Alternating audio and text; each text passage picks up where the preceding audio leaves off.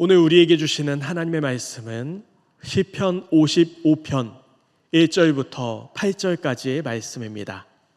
구약 성경 841페이지 정도에 있습니다.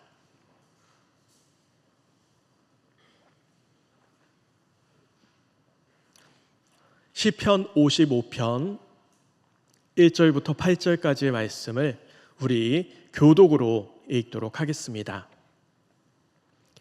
하나님이여, 내 기도에 귀를 기울이시고 내가 간구할 때에 숨지 마소서.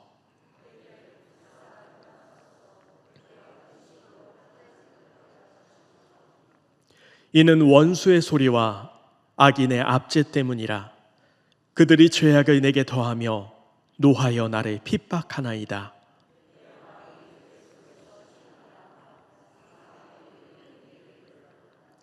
두려움과 떨림이 내게 이르고 공포가 나를 덮었도다.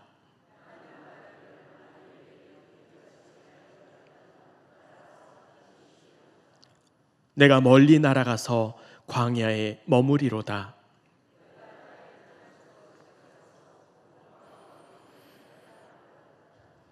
아멘. 오늘 말씀의 제목은 성장입니다. 제가 성도님들께 한 가지 질문을 하겠습니다. 당신은 구원 받으셨습니까?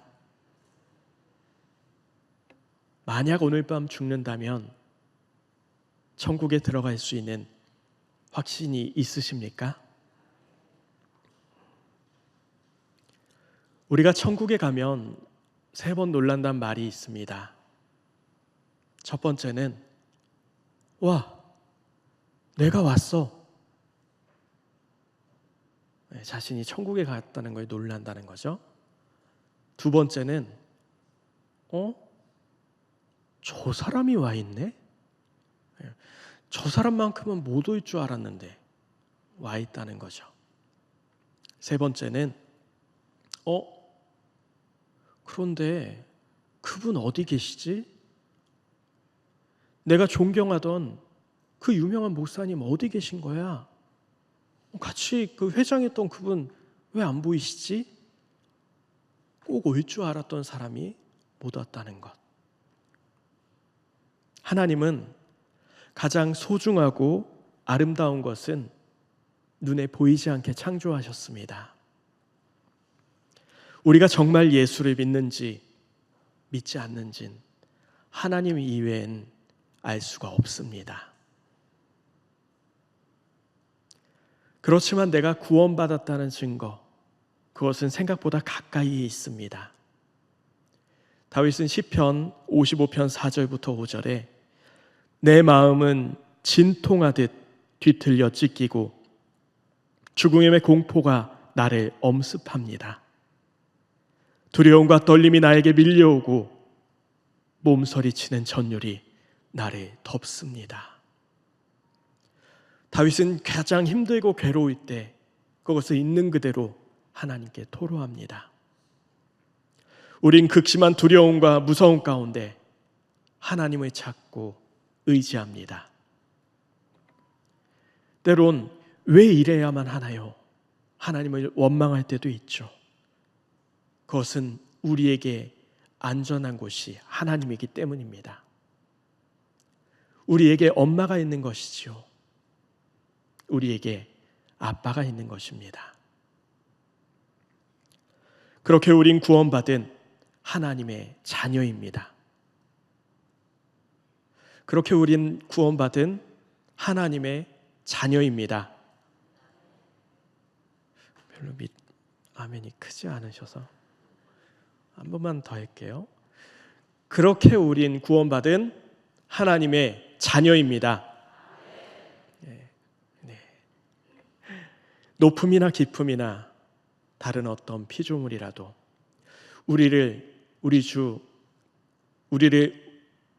그리스도 예수 안에 있는 하나님의 사랑에서 끊을 수 없으리라. 무엇도 우리를 하나님의 사랑에서 끊을 수 없습니다. 그런데 성경은 구원, 즉 천국에 들어가는 것에 대해 어떻게 말할까요? 예수님의 은혜로 구원을 받지만 천국에 들어가는 것이 과연 쉬울까요? 마가복음 10장 17절부터 22절에 예수께서 길을 가실 때에 한 청년이 다가와 이렇게 묻습니다. 선한 선생님이여, 어떻게 하면 영생을 얻으리이까? 무엇을 하여야 영생을 얻으리이까? 이 질문에 예수님은 내가 계명을 안 하니 살인하지 말라, 간음하지 말라, 도둑질하지 말라, 거짓 증언하지 말라, 속여 빼앗지 말라, 내 부모를 공경하라. 이에 청년은 그것들은 어려서부터 다 지켰나이다 했어요. 예수께서 그를 보고 사랑하사 이르시되 내게 아직도 한 가지 부족한 것이 있으니 가서 내게 있는 것을 다 팔아 가난한 자들에게 주라. 그리하면 하늘에서 보화가 내게 있으리라. 그리고 와서 나를 따르라 하시니. 그 사람은 재물이 많은 고로 이 말씀으로 인하여 슬픈 기색을 띠며 돌아갑니다. 이에 예수님은 제자들에게 얘들아, 하나님의 나라에 들어가기가 얼마나 어려운지 낙타가 바늘기로 나가는 것이 부자가 하나님의 나라에 들어가는 것보다 쉬워. 청년은 이미 많은 것을 영생을 위해 살고 있었습니다. 그런데 예수님께서는 청년에게 아직 부족한 한 가지를 알려주십니다. 그것은 바로 청년의 영생과도 바꾸지 못하는 재물을 사랑하는 마음이었습니다. 마태복음 13장 44절부터 50절에 천국은 마치 밭에 감추인 보화와 같으니 사람이 이를 발견한 후 숨겨두고 기뻐하며 돌아가서 자기의 소유를 다 팔아 그 밭을 사느니라. 또 천국은 마치 좋은 진주를 구하는 장사와 같으니 극히 값진 진주를 발견하며 가서 자기의 소유를 다 팔아 그 진주를 사느니라. 예수님께서 청년에게 바라시는 것은 구원받은 이후의 성장, 더 나아가라는 것이었습니다. 다윗은 오늘 말씀 6절부터 7절에 나에게 비둘기처럼 날개가 있다면 멀리 멀리 날아가서 광야에서 머무를 수도 있으련만. 지금 다윗은 자신의 어려운 가운데 광야를 그리워하고 있습니다. 시편 55편은 지금이 다윗의 인생에서 가장 힘들고 어렵고 비참한 시기라는 것을 말해줍니다. 이 55편은 다윗의 통치 말기인 주전 797년경에 발생한 압살롬의 반역의 그 상황 가운데 지어진 10편의 시 가운데 한 편입니다.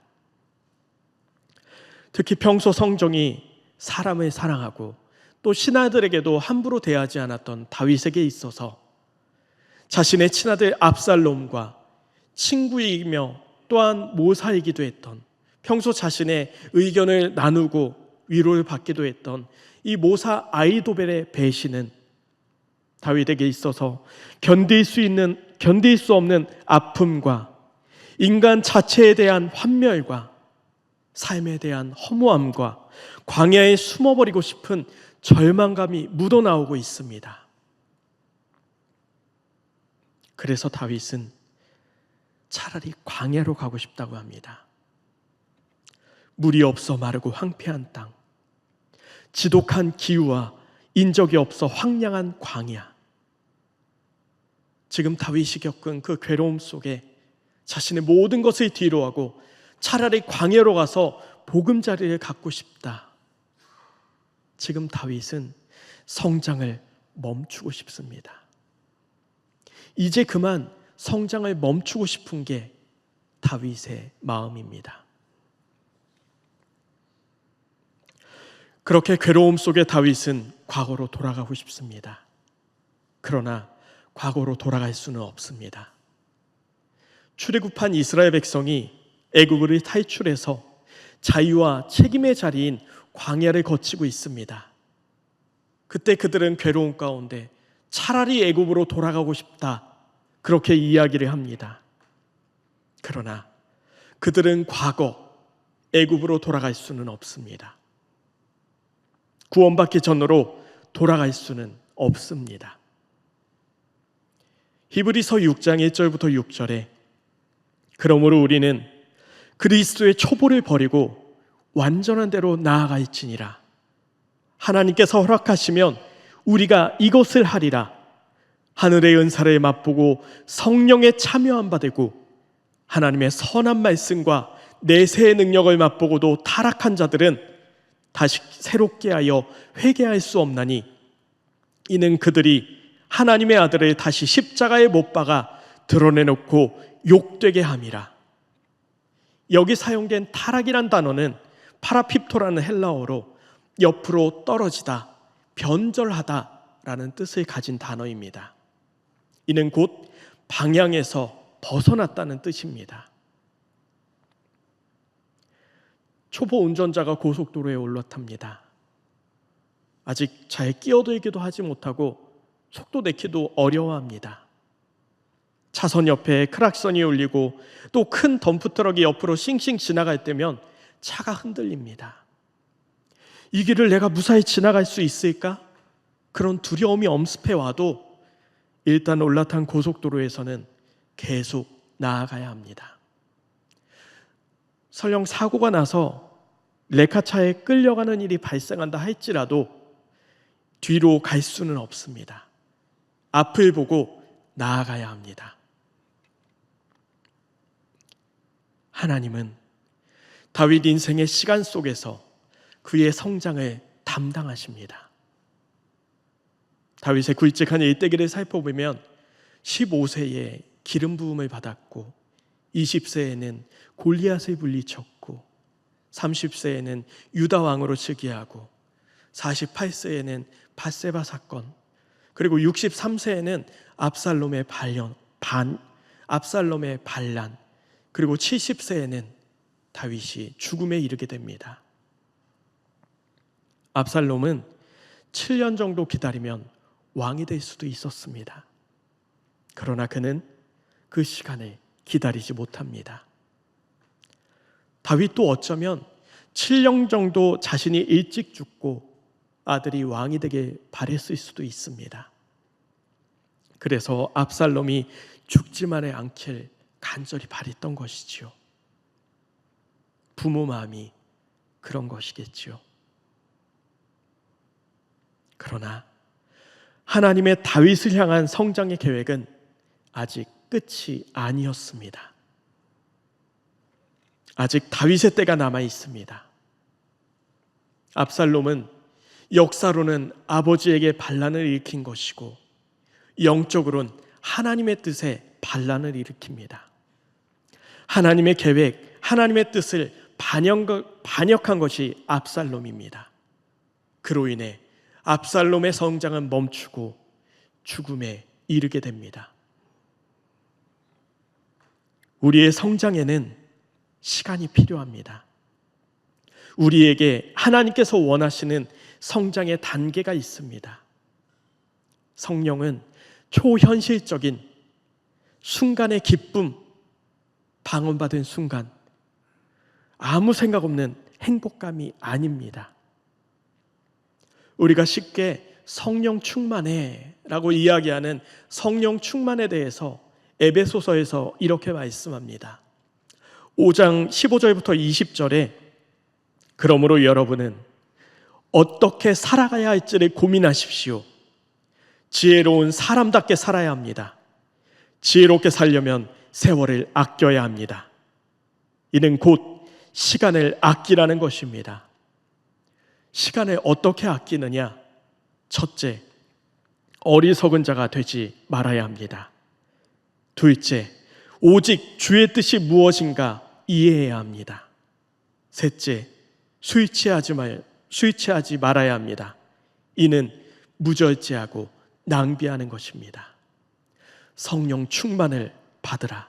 오직 성령의 충만함을 받으라. 이것이 에베소서의 말씀입니다. 인생을 무가치한 것, 방탕한 것으로 낭비하지 말라는 것입니다. 성령 충만은 인생의 시간 안에서 성령의 인도하심으로 자라나는 것을 말합니다. 성령은 그리스도인들이 살아가는 삶의 가치인 것입니다. 성령의 사람 다윗은 영성과 인성을 경비했고 용사요, 시인이요, 음악가요, 왕이요, 선지자로서 다재다능한 거의 완벽에 가까운 사람이었습니다. 그러나 이런 다윗에게도 약한 부분이 있었으니 그것은 바로 여자와 성적 욕구에 대한 탐닉이었습니다. 미가엘과 결혼한 뒤에 아비가일을 얻었던 다윗이 사무엘하 3장 3절부터 5절에 보면 더 많은 여인을 취하여 자식을 낳고, 또한 5장 13절에 보면 더 많은 여자를 더 처첩에 취하는 모습, 아예 이곳에서는 누가 그 어미인지도 알 수 없을 정도로 많은 여성과 동침함을 보여주고 있습니다. 고대 사회에 왕들이 많은 처첩을 거느리는 것이 일반적이었다 할지라도 하나님의 사람이었던 다윗이 일부의 처제의 정신을 버리고 성적 욕구를, 그 탐닉을 하며 그 욕심을 채우는 것이 죄악임을 몰랐을 리가 없습니다. 탈무드에서도 다윗의 탐욕스러운 성적 욕구에 대해 자세하게 기록하고 있습니다. 또 많은 이들이 밧세바 사건에 대하며 한순간에 충동적인 실수인 것처럼 말하지만 이 사건은 다윗이 왕이라는 신분을 이용해서 합법적인 테두리 안에 마침내 밧세바를 빼앗고 그 남편 우리아까지 모살하는 계획적인 범행이었습니다. 그렇게 다윗은 인간 말종이 되어갑니다. 이로 인해 다윗의 집은 자식이 자식을 강간하고 자식이 자식을 살해하며 자식이 아비를 죽이려 하는 그러한 콩가루 집안이 되어버립니다. 다윗의 인생 최대의 오점이자 최악의 비극이 재갈이 물리지 못한 다윗의 성적 탐욕에서 비롯되었다는 것입니다. 그러면 다윗은 왜 이렇게 성욕으로, 성적 탐욕을 추구했을까요? 무엇 때문에 다윗이 이렇게 집착하게 되었을까요? 그의 어린 시절을 생각해 보면 그의 환경 가운데 어머니가 등장하지 않습니다. 거칠은 아버지와 7 형들에게서 감수성 풍부하고 사람 사랑하는 다윗의 기질이 인정받지를 못합니다. 마음의 교감, 정서의 안정을 경험하지를 못합니다. 다윗의 유년 시절은 한마디로 모성의 결핍이라고 할 수 있습니다. 인간의 삶 속에 지나친 결핍은 도리어 큰 집착이 되어버립니다. 동성애를 성의 선택권이라고 주장하고 권리를 주장하는 이들의 내면의 깊은 뿌리를 거슬러 올라가 보면은 아버지나 어머니의 폭력, 지나치게 권위적인 정서 학대, 어떤 트라우마를 갖는 경우가 많이 있습니다. 그런 일들로 잘못된 이성관을 갖고 이성을 거부하고 동성애에 집착하게 된다는 것이죠. 실예로 전설적인 락 가수 키네 리더 프레디 머큐리의 일대기를 다룬 영상을 본 적이 있습니다. 그는 지나치게 권위적인 아버지 아래서 자라며 성장합니다. 사랑하는 여자를 만나지만 문득 자신도 아버지가 될 수 있다는 것에 충격을 받게 되고 결국 결혼을 거부하고 동성애를 탐닉하게 됩니다. 한 여성의 경우에는 어린 시절 부모가 이혼합니다. 자신이 그렇게 사랑했던 엄마와 어느 날 갑자기 이별하게 되고 그리고 그 평생 다시 볼 수 엄마를 그리워하며 그렇게 자라납니다. 그녀는 자신보다 나이 많은 여성에게 이성의 감정을 느끼게 됩니다. 나의 불의한 생각, 나의 불의한 행동, 고쳐지지 않는 죄에 대해서 자신의 결핍을 들여다보아야 합니다. 그런데 사탄은 너의 생각, 너의 선택권을 그대로 주장하라고 유혹합니다. 하나님의 거룩함의 단계에 성장하지 말고 죄의 종로로 타기를 종용합니다. 예수께서 대답하시되 진실로 진실로 너희에게 이르노니 죄를 범하는 자마다 죄의 종이다. 죄를 범하는 자마다 죄의 종이다. 죄가 장성한 즉 사망을 낳느니라. 그러나 하나님은 끝내 다윗을 포기하지 않으시고 다윗의 가장 약한 부분에서 당신의 거룩함을 완성하십니다. 너희 안에 착한 일을 시작하신 이가 그리스도 예수의 날까지 이루실 줄을 우리는 확신하노라. 열왕기상 1장은 다윗이 그의 노년에 몸을 따뜻하게 하라고 넣어준 소녀 아비삭과 동침하지 않았음을 보여줍니다. 왕의 굵직한 삶을 기록하는 그 역사서에 굳이 사소한 다윗이 누구를 취했든 취하지 않든 이러한 사소한 내용을 기록한 이유가 무엇일까요? 호색한이었던 다윗이 어떻게 변화되었는지 우리에게 보여주고자 함이 아니었겠습니까? 비록 평생이 걸리긴 했지만 하나님은 마침내 다윗에게 하나님의 거룩함을 완성하십니다. 그리고 우리 삶에도 하나님은 이렇게 거룩함을 완성하실 것입니다. 할렐루야. 하나님이 이렇게 우리 삶에도 그 거룩함을 완성하실 것입니다. 예수님도 성장하셨습니다.